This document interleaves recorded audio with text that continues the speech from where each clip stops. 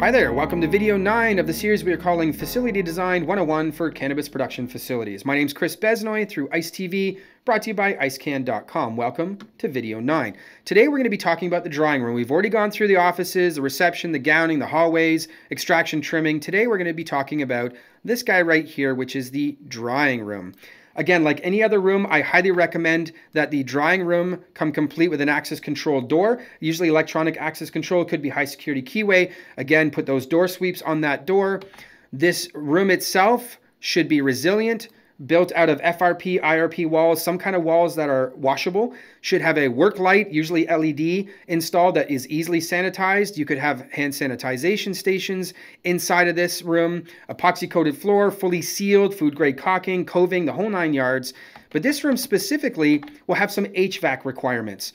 Unlike the trimming room, which is basically a room where a person will be in, you'll need HVAC so that somebody could breathe and not pass out. The drying room will have a different environment based on the fact that you're drying your cannabis. So an idea that you may have, you could have a drying machine, which is a fully enclosed unit where you put your cannabis in and it automatically dries. You could have drying racks. Again, I'm showing these up here on the right. Drying racks where you're hang drying your cannabis, whatever the case may be. The drying room will have HVAC requirements. You're going to have to talk to your GC about it, whether it be fans in the room, whether it be dehums, whatever the case may be, or humidifiers, whatever it is. The drying room is going to have a different environment than the rest of your facility. One thing I will note, even though we've gone through the hallway video, I like the fact that these rooms are all beside each other. The idea from a flow perspective is that your trimming and drying go hand in hand. You're going to want to trim before you dry. You're going to want to dry maybe before you do final trim. But either way you look at it, the trim room, the drying room, and the packaging room are all located in the same area.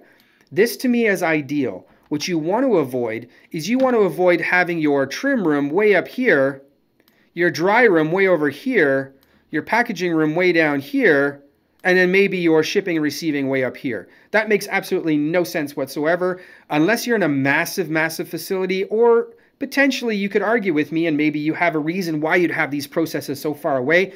Doesn't change the fact that the sheer amount of time to be able to bring product from here all the way down the hallway, all the way to this location to be able to do what you want to do, then bring it back all the way through here to this location, then all the way through here to this location.